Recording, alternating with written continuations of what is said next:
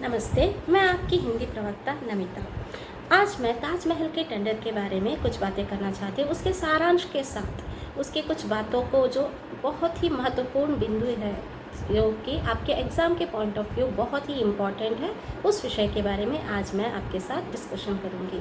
तो सबसे पहले ताजमहल के बारे में उसके नाम को सुनते ही हमें बहुत खुशी होती है, क्योंकि वो बहुत ही सुंदर मकबरा है।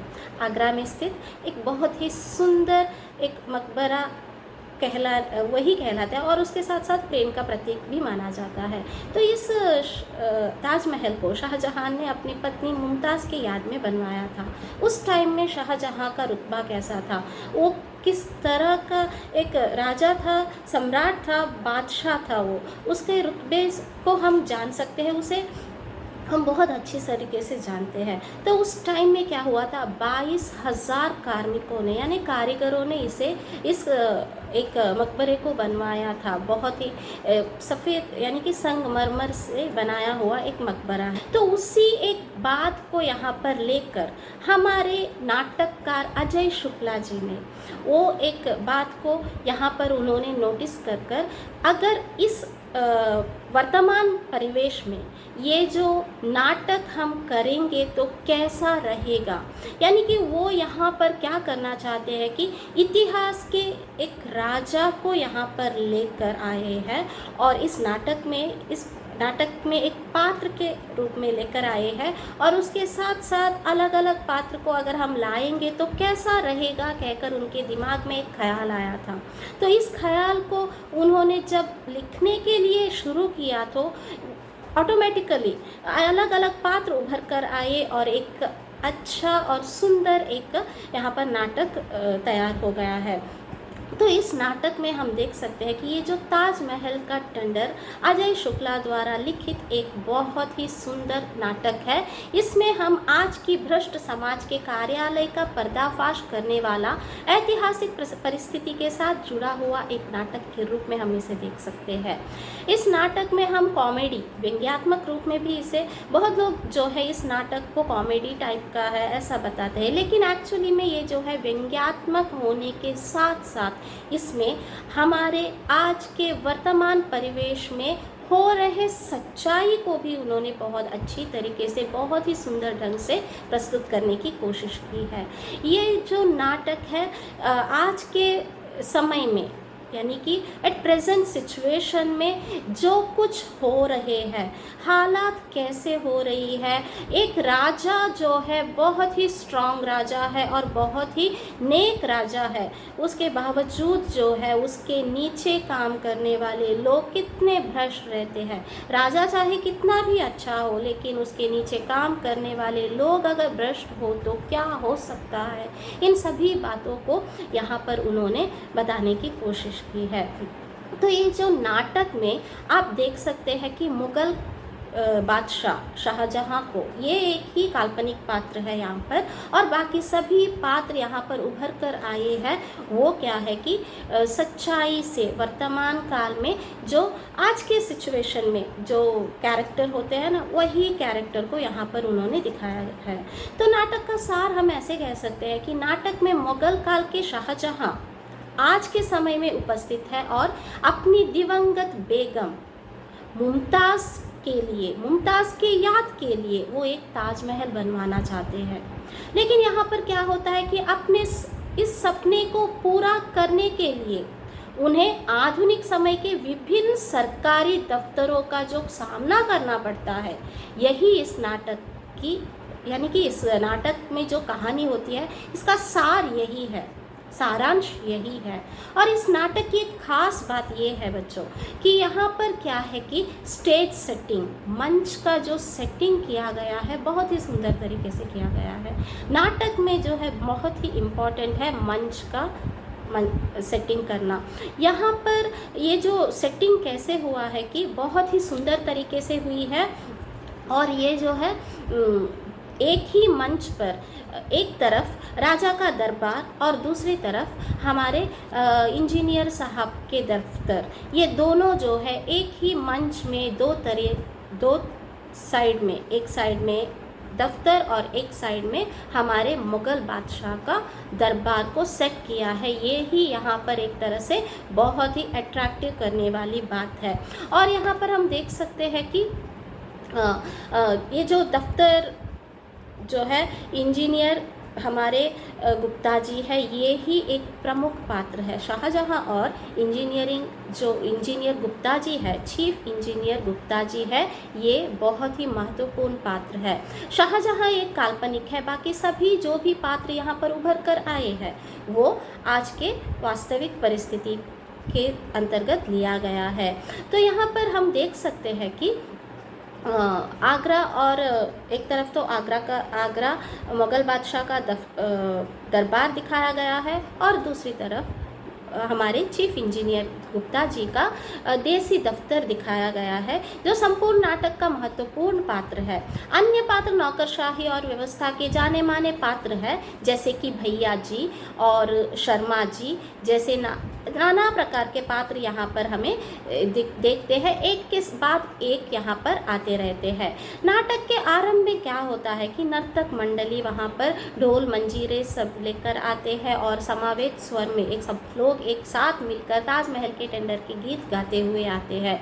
तुरंत बाद गुप्ता जी अपने असिस्टेंट सुधीर से शाहजहां के ताजमहल बनवाने के सपने के बारे में यहाँ पर बताते हैं। इस ताजमहल के टेंडर के नाटक जब शुरू होता है तो ये जो नर्तक मंडली आती है थोड़ा बहुत एक्सप्लेन करते हैं नाटक किस तरह से होगा, क्या होगा, मुग़ल बादशाह को यहाँ पर इमेजिन कर कर देखो, इस तरह से सब कहते हैं। तो हमें भी एक उत्सुकता वहाँ पर होती है, एक क्यूरियोसिटी होती है कि हाँ, इस ज़माने में अगर इतना बड़ा राजा हमारे सामने आया और उसके एक सपने को लेकर यहाँ पर आया तो क्या होगा। क्योंकि हमने सुना है कि उस टाइम में जब शाहजहां ने अपने सपने को पूरा करने चाहा और जब वो पूरा हुआ, यहाँ पर जितने 22,000 कार्मिक जो थे, यानी 22,000 कारीगर जो यहाँ पर वर्क कर रहे थे, उन लोगों के हाथ को काट दिया था उन्होंने। तो ये बात कहानी सभी लोग जानते हैं, इसे हमने सुना है। तो सोचो कि वही बात अगर इस ज़माने में होगा तो क्या होगा, ऐसा सब हमारे दिमाग में ख्याल आएगा। तो उसी के चलते यहाँ पर लोगों को जो भी नाटक देख रहे हैं, सुन रहे हैं, उनको इंटरेस्ट आएगा कि क्या हो सकता है, जस्ट इमेजिन कर कर देखेंगे, ऐसा सब होते आया है।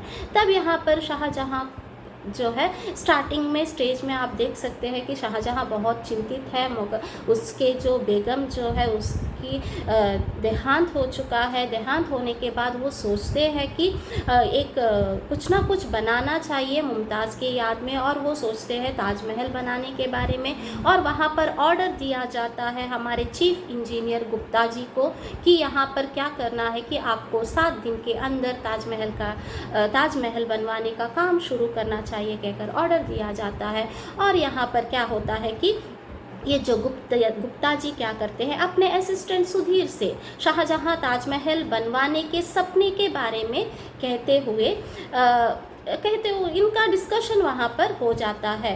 हाल ही में बनाए उसके डिस्कशन में वहाँ पर क्या होता है कि उसी टाइम में बनाया हुआ एक लाल किले का एक्सटेंशन के बारे में उन्होंने वो बात करते हैं। उस काम में उन्होंने कितने पैसे कमाए हैं, इसके बारे में भी वो बात करते हुए वहाँ पर दिखाई पड़ते हैं। उसके बाद शाहजहां के ताजमहल का नक्शा तैयार करने के लिए गिनकर 7 दिनों का समय देकर हुक्म किया गया था, और 8वें दिन क्या होता है, वहाँ पर 8वें दिन में काम शुरू करने का एक ऑर्डर वहाँ पर दिया जाता है। तो इसके बारे में ये गुप्ता जी जो है बहुत परेशान होकर आप सुधीर से इसके बारे में बात करते हैं। तभी सुधीर क्या कहता है कि गुप्ता जी जब इसके बारे में पूछते हैं तो सुधीर सोचना शुरू करता है और प्लान बनाता है और कहता है कि ये सभी बातें जो है बहुत खुशी की बात है, लेकिन 7 दिनों में 8 दिनों में ये काम नहीं हो सकता, इस तरह से वो बताते हैं। सुधीर ताजमहल का टेंडर सुनते ही यहाँ पर खुश होकर इतनी जल्दी हम कैसे काम करेंगे, क्योंकि हमारी किस्मत खुल गई है, ये जो ये जो टेंडर हमें मिला है, ये जो काम हमें मिला है, ये काम जो है बहुत ही अच्छा काम है, इससे हमारी किस्मत खुल सकती है कहकर वो बताते हैं। लेकिन गुप्ता जी बहुत परेशान हैं, क्योंकि इसके लिए जल्दी जल्दी काम शुरू करने के बारे में वो भी बादशाह ने हुक्म दिया है, 8 दिनों में काम शुरू करवाना पड़ेगा, इस तरह से कहते हैं। तब सुधीर उसे समझाता है, अपने सर को समझाता है। सुधीर कहता है कि ऐसा सब नहीं होगा, हम अभी तो काम, हमने तो चर्चा करना शुरू किया है, तो काम भी शुरू हो गया है, हम जल्दी जल्दी करेंगे, थोड़ा सब्र करिए, हमें भी कुछ ना कुछ करना है। जैसे कि हमने पहले कंसेंटमेंट में हमने किस तरह से पैसे कमाए थे, उसी तरीके से यहाँ पर भी हमें खूब पैसा कमाना है।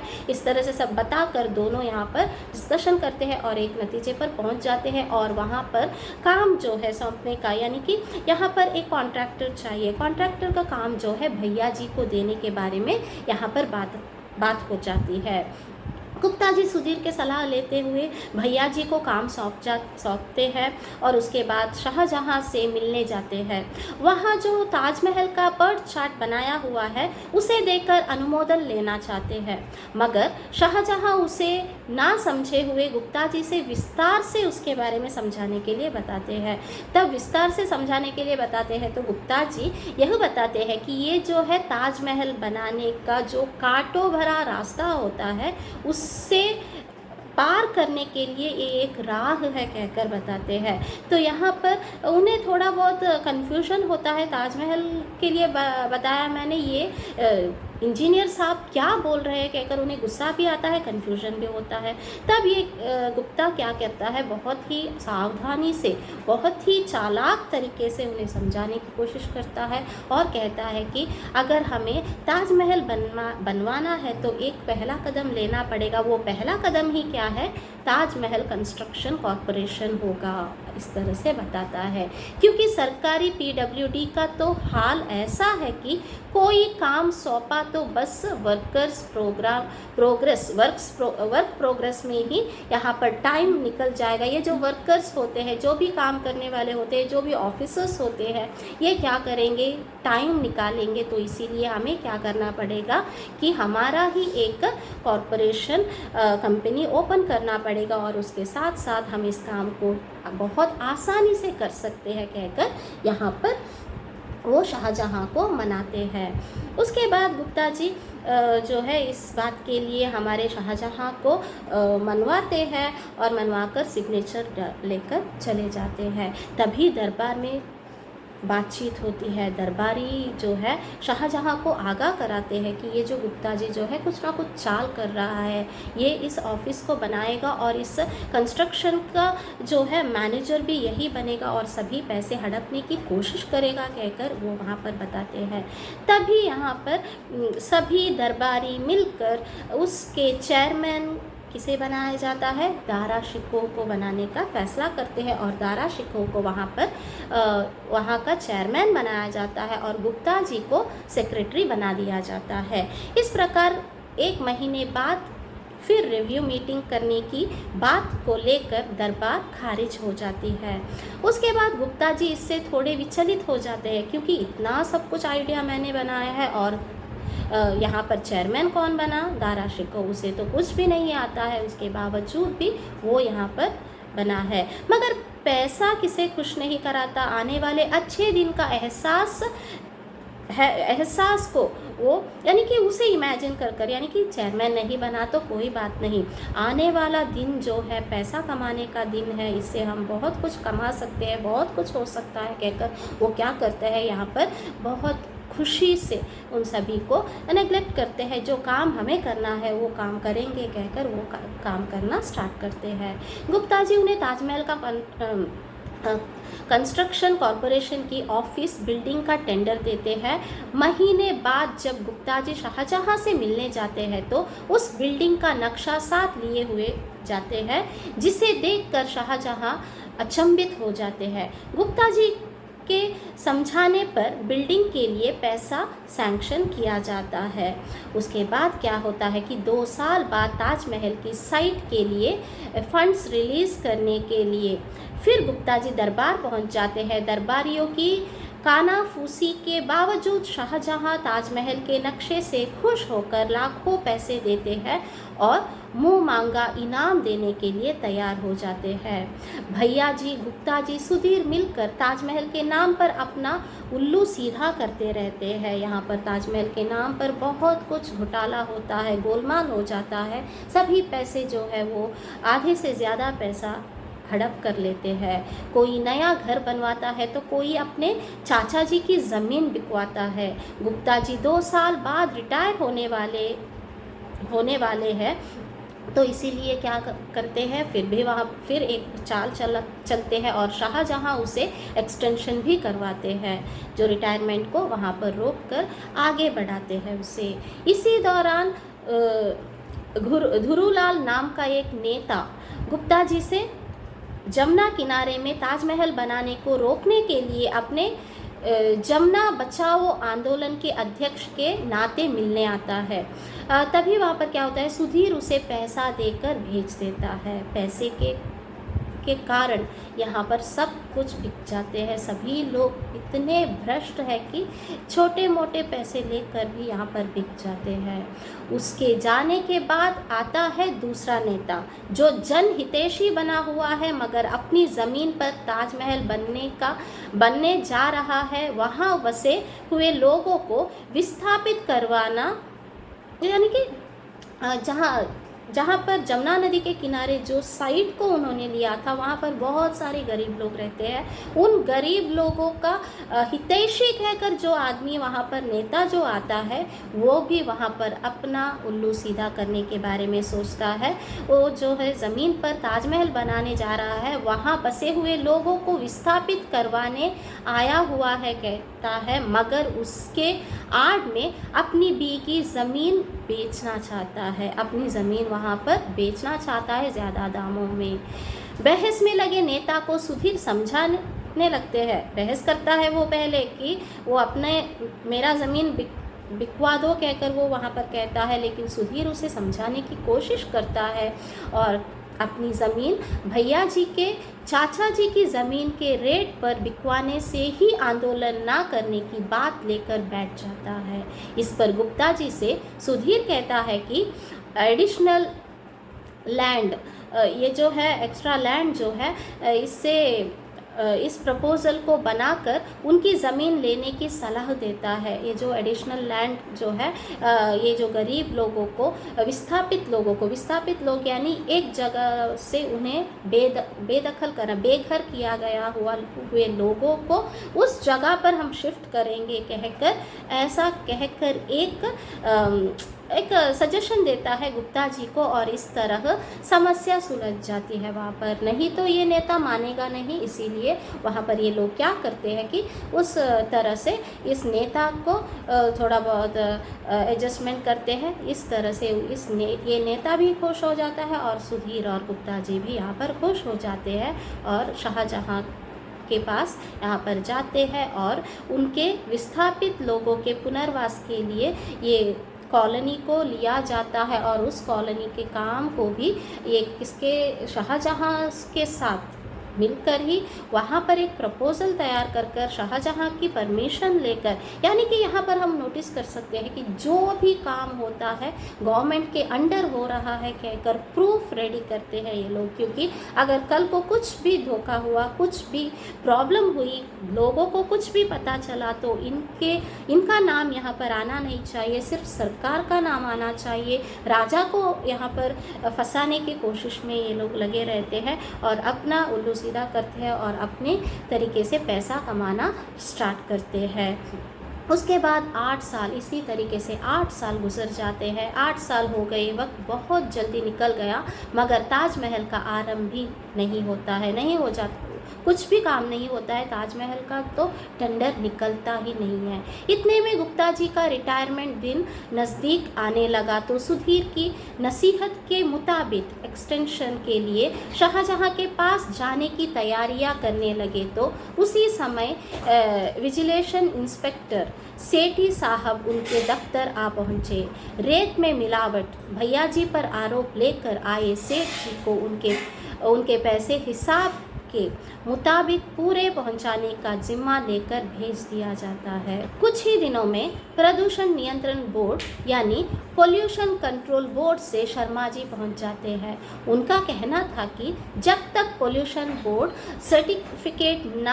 सर्टिफाई ना करे तब तक बिल्डिंग का नक्शा पास नहीं हो सकता है। जानना चाहते हैं कि ताजमहल से कितना पोल्यूशन होगा और उसका क्या डिस्पोजल होगा, क्योंकि वह रेसिडेंशियल एरिया में बन रहा है।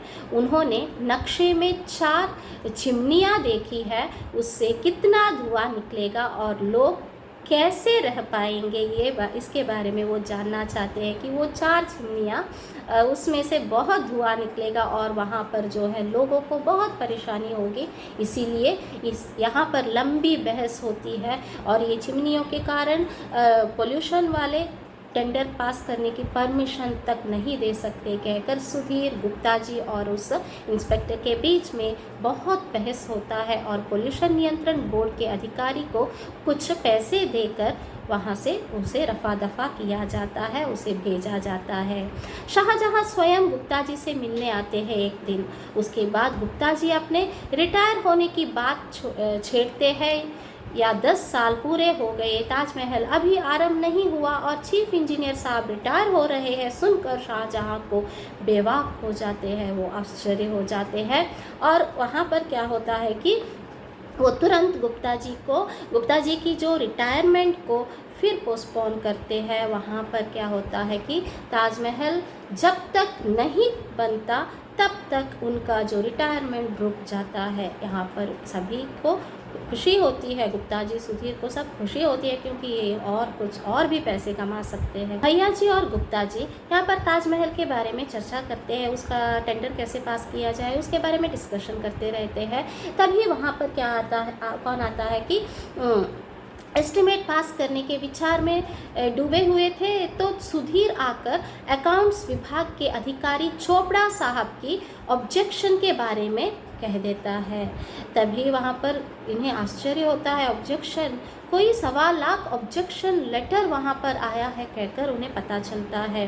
तभी हमारे गुप्ता जी को आश्चर्य होता है और वो कहते हैं कोई 1.25 लाख ऑब्जेक्शन, इतना ऑब्जेक्शन लेटर क्यों आया है, ऐसा सब वो पूछना शुरू करते हैं। उनके पीए को % देने पर सारे ऑब्जेक्शन निकाल कर उनका एस्टीमेट पास हो जाएगा कहकर भी इस तरह से वहाँ पर डिस्कशन होता है। गुप्ता जी इतने माहिर थे कि चोपड़ा साहब से लंबी बहस करने के बाद उनकी बात मानकर उनके हिस्से के पैसे देने का आश्वासन के साथ उनका केस क्लियर कर देते हैं। सुधीर से 1.25 लाख ऑब्जेक्शन को जलाने को कहते हैं। गुप्ता जी अपने काम में जुट जाते हैं। जब शाहजहां से मिलने गए गुप्ता जी तो 15 साल गुजरने के बाद भी ताजमहल का काम ना होने का दुख शाहजहां वहाँ पर जताते हैं। गुप्ता जी बताते हैं कि जिस ज़मीन पर ताजमहल बनाना था वहाँ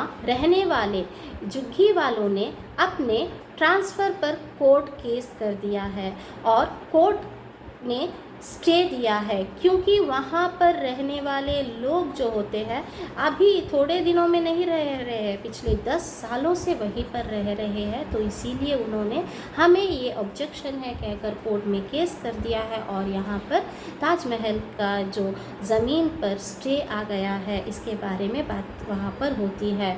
और 15 सालों से 10 सालों से रहने वाले लोग थे वो लोग, इसीलिए यहाँ पर गुप्ता जी कहते हैं कि थोड़ा सब्र कीजिए शाहजहां, अब थोड़े ही दिनों में हम सब काम कर सकते हैं।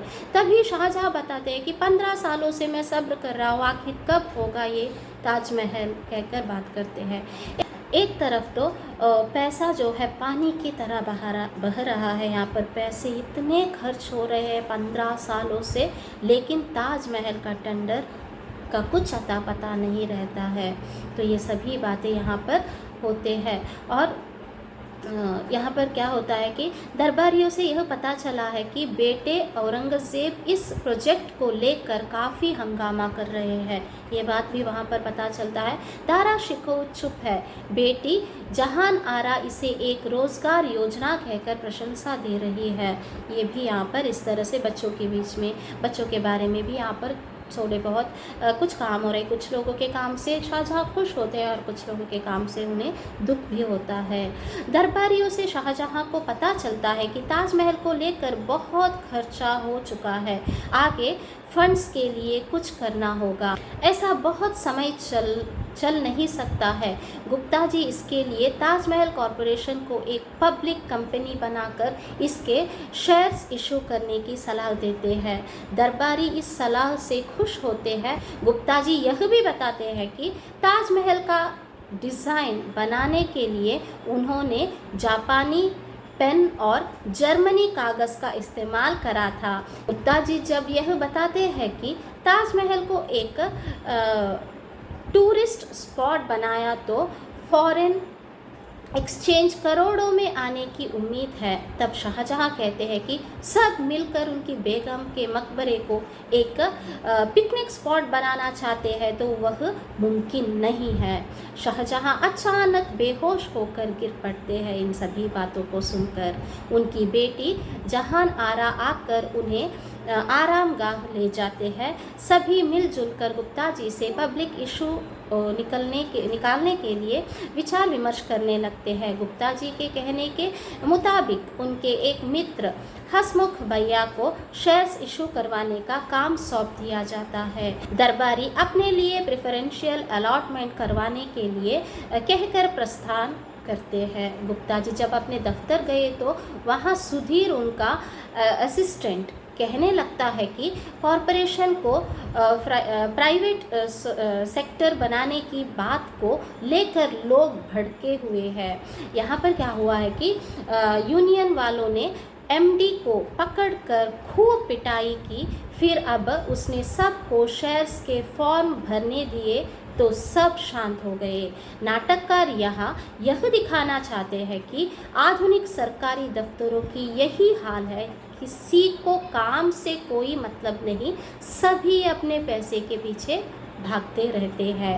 भैया जी सब गुप्ता जी से मिलने आए तो कहते हैं कि ताजमहल बनाया ना बना गुप्ता जी का 2 घर बन गया। तो यहाँ पर इस तरीके की बात हो जाती है।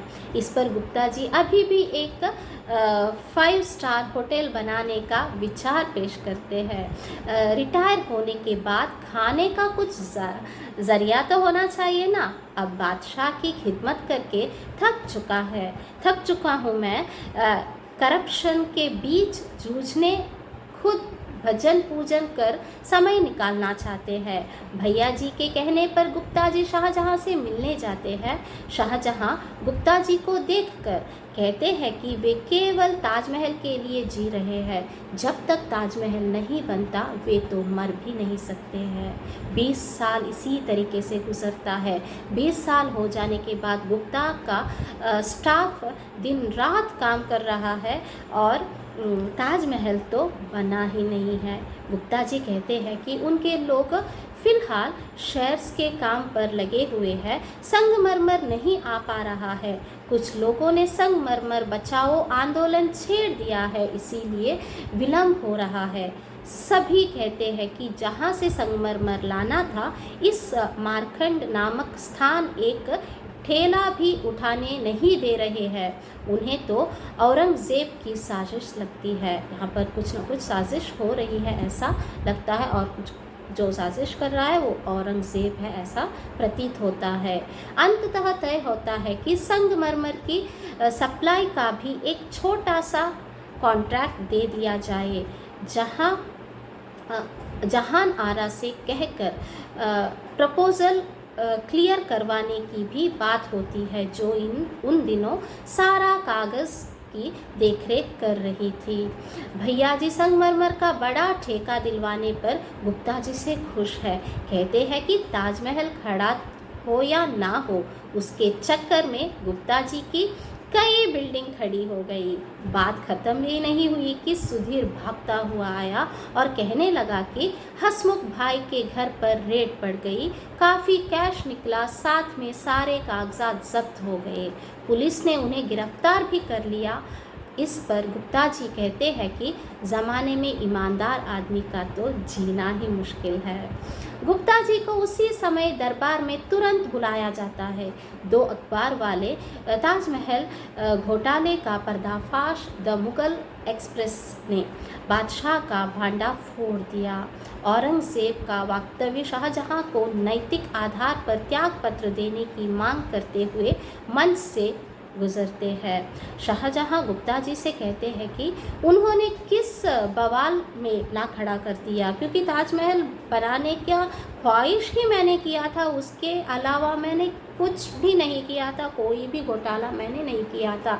लेकिन ये सभी घोटाले कैसे हो गया, आखिर ये क्या हो रहा है, मेरा जो ख्वाहिश अधूरा रहेगा या कभी पूरा होगा क्या, कहकर गुप्ता जी से पूछते हैं। गुप्ता जी इत्मीनान से शाहजहां को यह कहते हुए शांत करा देते हैं कि वे भी स्वयं उस स्कैंडल से परेशान हैं। करीब 50 दरबारियों का एक जांच आयोग बनाएंगे, जिसमें औरंगजेब की तरफदारी करने वाले मनसबदार भी होंगे। जांच आयोग जब तक रिपोर्ट लिख पाएगा उतने में ताजमहल बन जाएगा, फिर कोई मसला नहीं रहेगा, शाहजहां कहकर वो बताते हैं। सुधीर गुप्ता जी के दरबार से लौटते ही पूछ लेता है कि परेशानी कहाँ तक ख़त्म हुई, तो गुप्ता जी गंभीरता से कह देते हैं कि और एक अपना फार्म हाउस बनवाने का ख्वाब, जो झोपड़ी बनाने की बात कह देता है, तो दोनों अपनी भ्रष्टता से संतुष्ट होते हैं। यहाँ पर क्या होता है कि गुप्ता जी जो है इतना सब कुछ होने के बावजूद भी अपने एक और ख्वाब के बारे में बताते हैं। उनका एक ख्वाब है कि वो एक फार्म हाउस बनाए। सुधीर अपना भी 50 एकड़ मंजिल की झोपड़ी के बारे में भी बताता है। यहाँ पर इन सभी बातों के बारे में डिस्कशन होता है, इस बात के बारे में चर्चा होती है और ये लोग यहाँ पर अपने अपने बारे में बताकर संतुष्ट हो जाते हैं।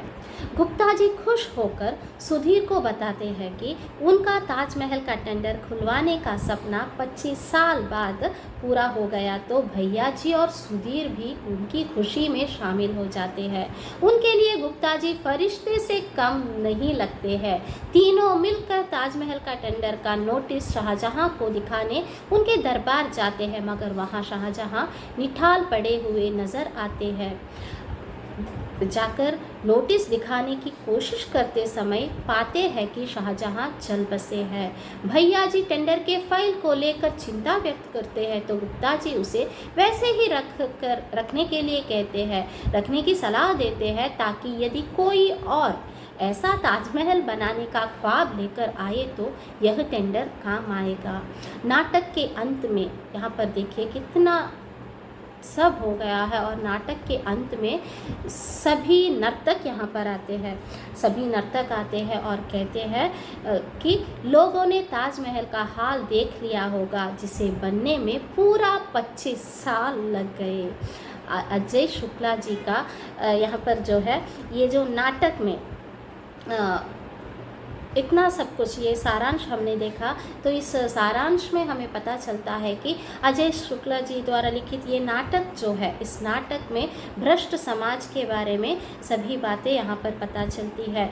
यहाँ पर एक भ्रष्ट समाज के कार्यालय का पर्दाफाश करने वाला ये एक ऐतिहासिक नाटक है, ये बात हमें यहाँ पर पता चलती है। और इस नाटक में सुधीर गुप्ता जी, भैया जी किस तरीके से एक ताजमहल का टेंडर को लेकर अपना सभी कुछ जो भी लाभ उससे मिलता है, उन सभी बातों को यहाँ पर हम देख सकते हैं। ये सभी बातें हमें यहाँ पर नज़र आता है। निष्कर्ष में हम ये कह सकते हैं कि इस प्रकार आधुनिक अफसरशाही पर व्यंग्य कसते हुए नाटककार अजय शुक्ला जी पूरे भारत में फैले भ्रष्टाचार का पर्दाफाश करते हैं और आज की पीढ़ी को इसका परिचय देकर इससे ऊपर उठने की सलाह देते हैं।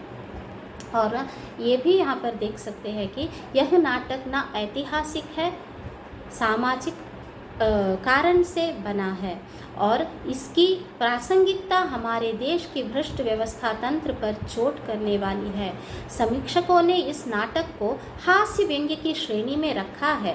अंततः यही कहा जा सकता है कि पूरी तरह से यह इस आधुनिक युग की एक लाल फीताशाही का बेजोड़ नाटक है।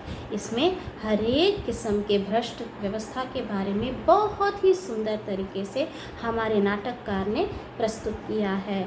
आशा करती हूँ कि ये जो भी मैंने यहाँ पर सारांश कहा है आपको अच्छे से समझ में आ गया होगा। इसे अच्छे से देखो और अच्छे से समझो और परीक्षा में अच्छी तरीके से लिखने की कोशिश करो। धन्यवाद।